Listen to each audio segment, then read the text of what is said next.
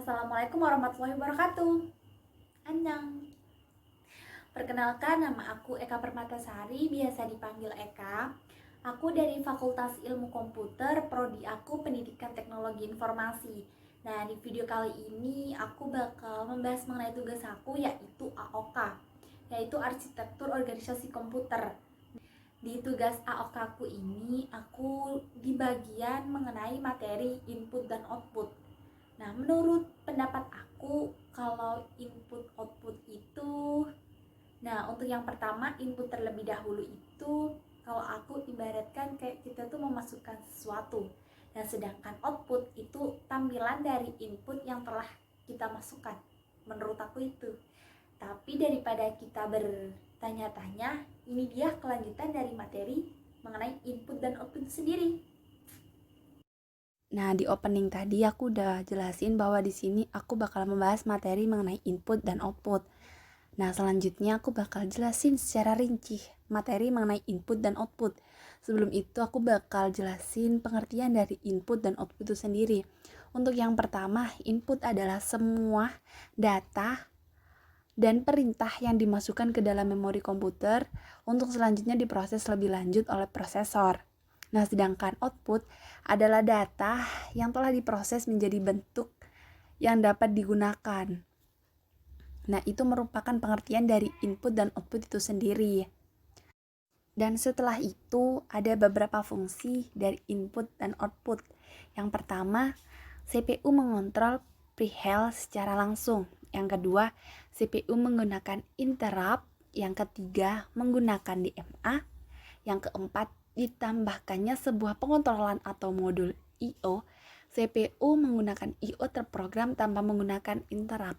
Yang kelima, modul I/O ditingkatkan kemampuannya menjadi sebuah prosesor yang dimiliki tugas sendiri yang menggunakan infrastruktur tertentu untuk I/O tertentu. Keenam, modul I/O memiliki memori lokalnya sendiri dan merupakan sebuah komputer yang memiliki tugasnya sendiri. Selanjutnya mengenai alat-alat input dan output. Alat input yaitu sejumlah komponen atau alat yang digunakan user untuk memasukkan data ke dalam komputer untuk diproses lebih lanjut agar menghasilkan informasi yang dibutuhkan. Sedangkan alat output merupakan peralatan yang digunakan untuk membawa data keluar komputer atau juga untuk memindahkan data dari komputer ke perangkat lainnya. Dan ini ada pesan bahwa perangkat yang berhubungan dengan manusia sebagai pengguna komputer cocoknya untuk berkomunikasi dengan pengguna komputer itu contohnya seperti monitor, keyboard, mouse, printer, joystick, dan disk drive. Nah, untuk yang saya bold ini saya akan membahasnya lebih lanjut. Untuk yang pertama membahas mengenai keyboard itu sendiri. Dengan nama keyboard kalian sudah nggak asing kan ya, apalagi dengan menggunakan alat teknologi pasti sekali berhubungan dengan yang namanya keyboard. Keyboard itu sendiri adalah sebuah perangkat keras atau hardware pada komputer yang berfungsi sebagai alat untuk input data yang berupa hubungan angka dan simbol. Atau definisi keyboard yaitu sebuah perangkat keras pada komputer yang berbentuk papan dan memiliki berbagai macam tombol yang ditanam. Tombol sebuah fungsinya berbeda-beda tergantung pada penekanannya. Yang kedua yaitu mengenai hard disk. Nah, hard disk itu sendiri yang biasanya di dalam CPU.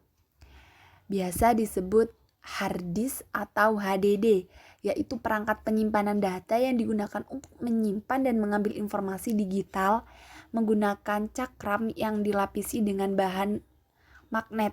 Ada dua tipe hard disk yang digunakan, yaitu ada hard disk internal dan juga eksternal.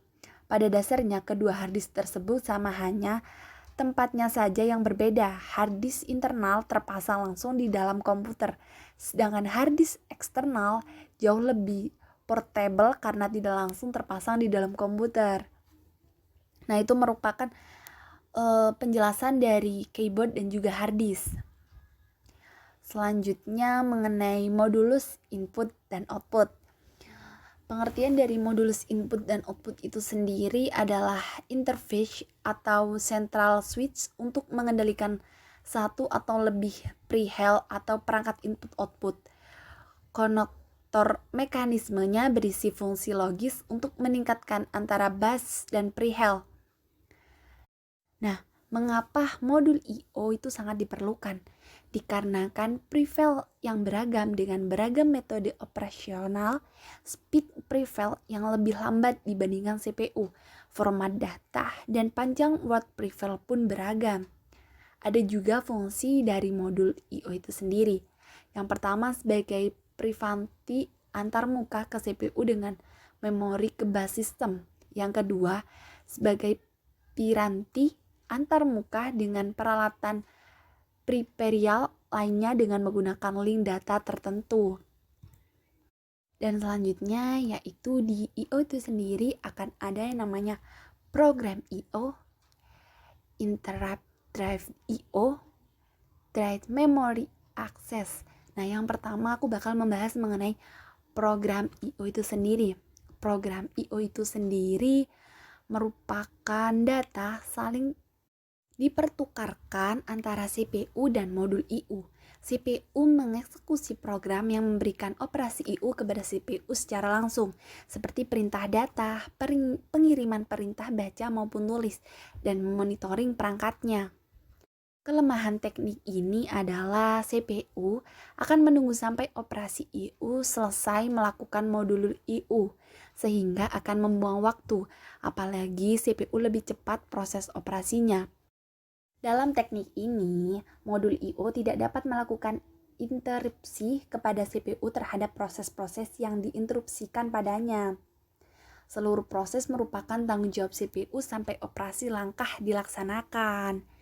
Terdapat 4 klarifikasi perintah I/O. Yang pertama ada perintah kontrol, perintah teks, perintah read, dan perintah read.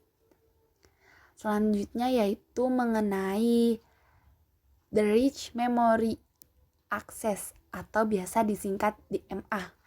Teknik yang dijelaskan sebelumnya yaitu mengenai I/O terprogram dan selanjutnya mengenai DMA. Cara kerja dari DMA ini sendiri merupakan CPU akan mendeklarasikan kerja I/O kepada DMA. CPU hanya terlihat pada awal proses untuk memberikan instruksi kepada DMA dan akhirnya proses saja. Dengan demikian CPU akan menjalankan proses lainnya tanpa banyak tergantung dengan interupsinya. Dan dalam melakukan transfer data secara mandiri, DMA memerlukan pengambilan kontrol bus dari CPU. Untuk itu DMA akan menggunakan bus bila CPU tidak menggunakan atau DMA memaksa CPU untuk menghentikan sementara penggunaan bus. Teknik terlebih umumnya digunakan sering disebut cycle scaling karena modul DMA mengambil alih siklus bus. Selanjutnya itu mengenai interrupt drive I/O yang merupakan proses tingkat pembuangan waktu. Proses CPU mengeluarkan perintah I/O pada modul I/O. Bersama perintah I/O dijalankan modul I/O, maka CPU akan melakukan eksekusi perintah-perintah lainnya. Apabila modul I/O telah selesai menjalankan instruksinya, yang diberikan padanya akan melalui instruksi pada CPU bahwa tugasnya telah selesai. Dalam teknik ini, kendali perintah masing menjadi tanggung jawab CPU, baik pengambilan perintah dari memori maupun pelaksanaan isi perintah tersebut. Dan ini merupakan gambaran dari program I/O, interrupt drive I/O, dan drive memory access atau DMA itu sendiri. Setelah itu mengenai Direct Cache Access atau DCA, yaitu merupakan perangkat I/O yang mampu seperti mengontrol jaringan untuk mendapatkan data secara langsung ke dalam cache CPU, mengurangi cache miss, dan meningkatkan waktu respon aplikasi. Dan di pembahasan yang terakhir mengenai I/O channel dan prosesnya. I/O channel itu merupakan komponen perangkat keras independen yang mengordinasikan semua I/O ke sekumpulan pengontrol. Dan sedangkan proses merupakan saluran sederhana tetapi berisi cukup memori untuk menangani semua tugas I/O. Selanjutnya, di I/O channel dan proses ini aku bakal membahas mengenai 2 materi, Yang pertama, the evaluation of the I/O function, yaitu sebuah fungsi yang menjaga kecepatan eksekusi suatu proses tetapi konstan memiliki pengoperasian proses lain, meningkatkan kenyamanan operasional komputer. Dalam makna ini, kami telah menjelaskan fungsi pengaturan kinerja I/O yang mengatur waktu eksekusi pemerintahan I/O, proses waktu I/O sesuai dengan tingkat kinerja yang telah ditentukan.